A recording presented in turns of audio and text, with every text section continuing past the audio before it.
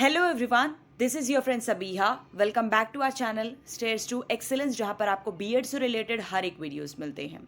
So guys, आज हम इस सेशन में डिस्कस करने वाले हैं रीजनल डाइवर्सिटी के बारे में।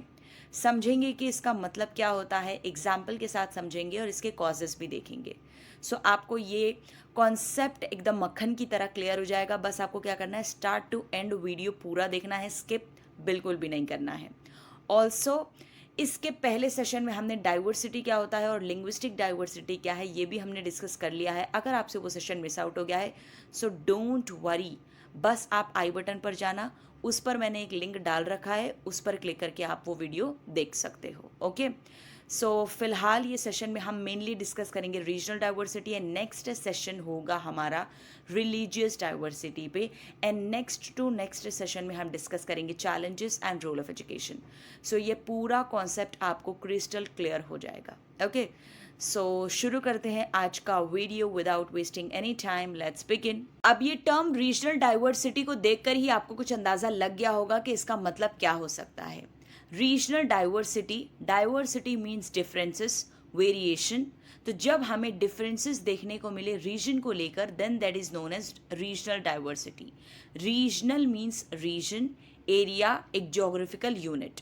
जैसे कि फॉर एग्जांपल मैं बिलोंग करती हूँ महाराष्ट्र से, सो अगर मैं कोई और स्टेट में जाती हूँ, फॉर एग्जांपल गुजरात में या तमिलनाडु में या गोवा में, ठीक है, तो वहाँ मैं लोगों को बोलूँगी कि मैं महाराष्ट्र से बिलोंग करती हूँ।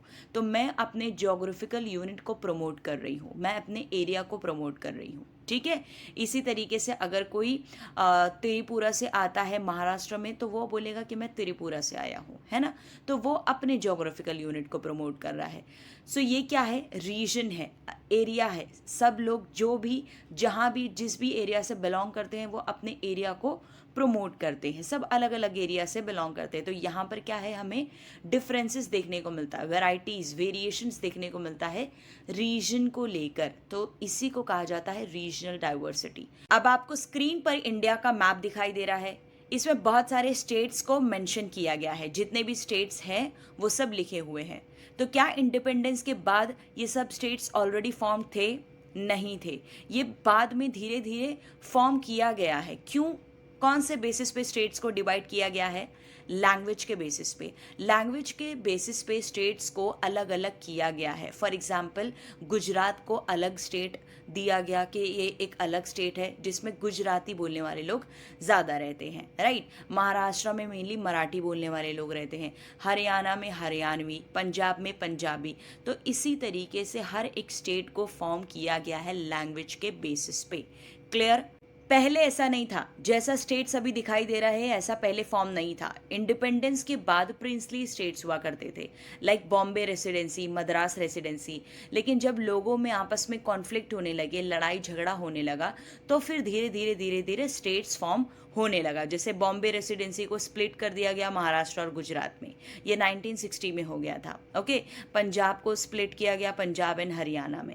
इसी तरीके से अदर स्टेट्स भी फॉर्म हुए हैं, लाइक मणिपुर, मिजोरम, त्रिपुरा, अरुणाचल प्रदेश, नागालैंड, मेघालय, हिमाचल प्रदेश। ये सारे स्टेट्स ऐसे ही धीरे धीरे करके फॉर्म हुए हैं लैंग्वेज के बेसिस पे।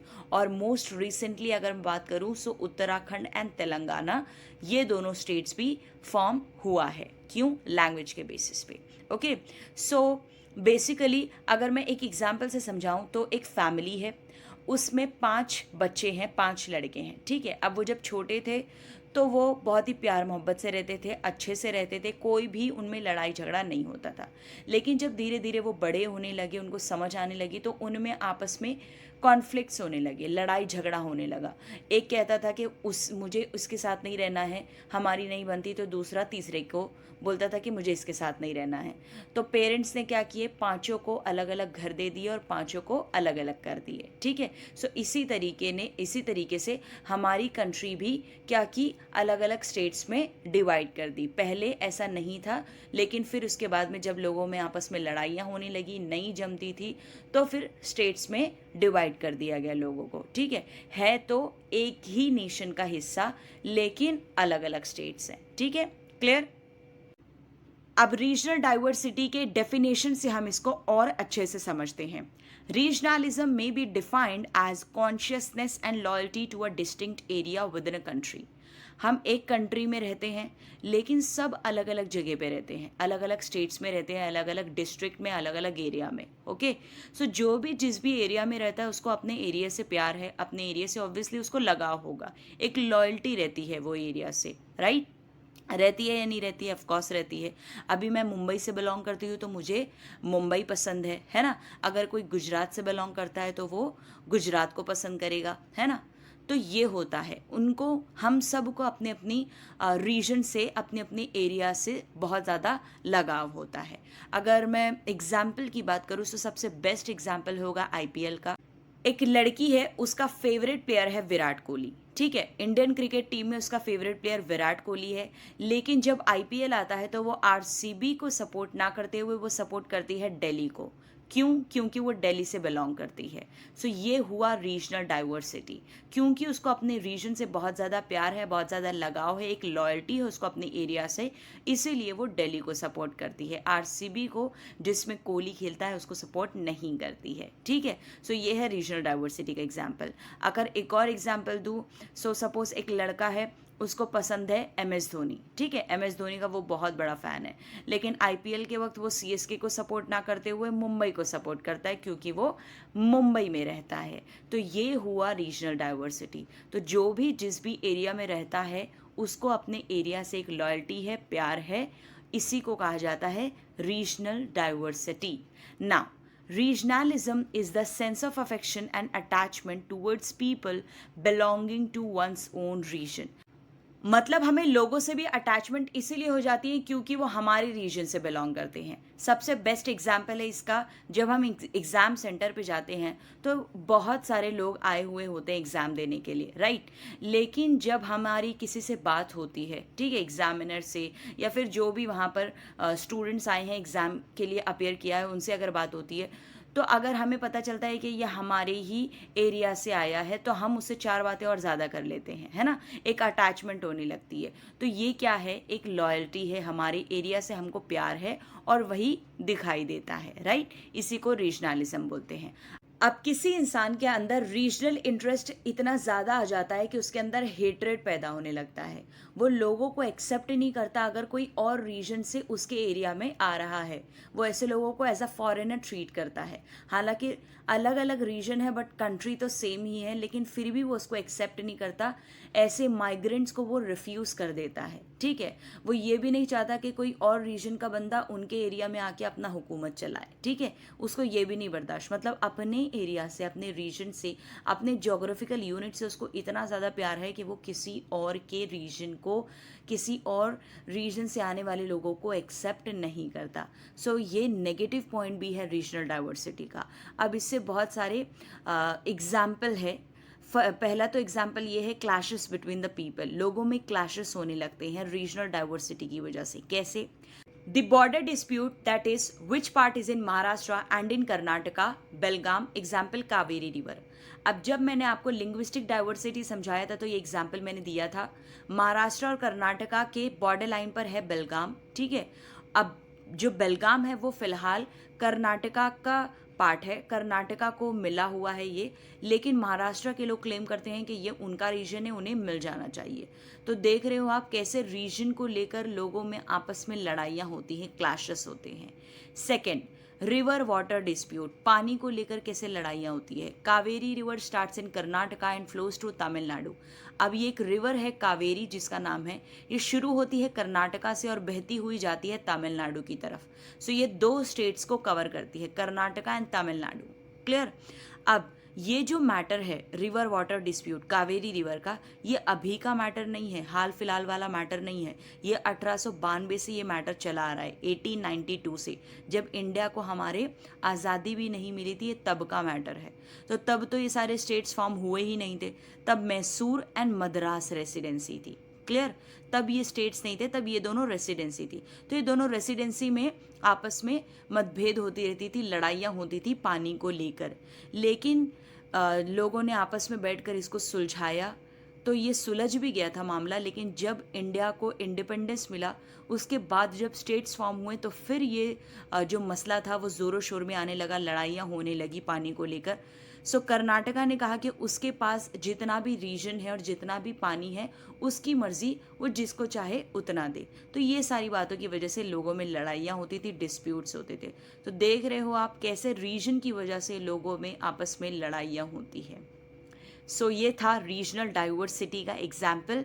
अब हम बढ़ते हैं कॉजेज़ की तरफ। अब हम पढ़ेंगे क्या क्या कॉजेज है रीजनल डाइवर्सिटी के, मतलब क्या क्या रीजंस हो सकते हैं रीजनलिज्म के, रीजनलिज्म को बढ़ावा कैसे कैसे मिल रहा है। सबसे पहला है साइकोलॉजिकल कॉज। साइकोलॉजिकल कॉज में एक एग्जांपल से समझाना चाहूँगी कि एक लड़का है, वो एक पर्टिकुलर एरिया से बिलोंग करता है, ठीक है। अब वो चाहता है कि उसका ही एरिया तरक्की करे, उसका ही एरिया प्रोग्रेस करे, ठीक है, अच्छी बात है। तुम जो एरिया में रहते हो उसका अच्छा सोचना, उसको प्रोग्रेस करवाना, it is well and good, but when it is done at the cost of national interest then it is a form of regionalism, ठीक है। जब तुम ये सोचो कि सिर्फ और सिर्फ मेरा ही एरिया, मेरा ही रीजन तरक्की करे और किसी और का रीजन तरक्की ना करे, तो इससे क्या होता है, हेट्रेड आने लगता है, जेलसी आने लगती है दूसरे रीजन के लोगों को लेकर, जो कि नहीं होना चाहिए। तो ये एग्जाम्पल है साइकोलॉजिकल कॉज का। Second is marital and economic cost. अब मैरिटल कॉस्ट क्या होता है, फॉर एग्जाम्पल एक रीजन से लोग बिलोंग करते हैं, वो दूसरे रीजन में शादी नहीं करते क्योंकि उनको समझ में नहीं आता कि उनका लाइफस्टाइल, उनका खाना पीना कैसा है ना। तो जब हम इंटर मैरी नहीं करेंगे तो हमें समझ में कैसे आएगा, हम एक दूसरे को समझेंगे कैसे। सो ये है मैरिटल कॉस्ट जिसकी वजह से रीजनलिज्म को बढ़ावा मिलता है। And next is economic cost. Economic cost मतलब कोई रीजन फाइनेंशियली एंड इकोनॉमिकली बहुत अच्छा है और वहीं पर जो दूसरा रीजन है वो इकोनॉमिकली बहुत ही वीक है, तो जो वीक है वो इन्फीरियर फील करेगा, उसके अंदर फिर ऑटोमेटिकली जो है हेट्रेड और जेलेसी आने लगेगी दूसरे रीजन के लोगों को देखकर। सो ये है हमारा second example. Third is political cause. अब अगर रीजनलिज्म का मेन जड़, मेन रूट देखा जाए तो वो पॉलिटिकल कॉज ही है, क्योंकि जब इलेक्शन आता है तो बहुत सारे पॉलिटिशियंस क्या करते हैं कि वो लोगों को एक्सप्लॉइट करते हैं कि हमारे रीजन में हमारी ही लोगों की गवर्नमेंट बननी चाहिए। तो वो इस तरीके से लोगों के सेंटिमेंट्स के साथ खेल के पावर भी ले लेते हैं और लोगों को एक्सप्लॉइट भी कर देते हैं। तो सबसे मेन तो कॉज है हमारा पॉलिटिकल कॉज, ठीक है, जिसकी वजह से रीजनलिज्म को बढ़ावा मिलता है। Next is geographical cause.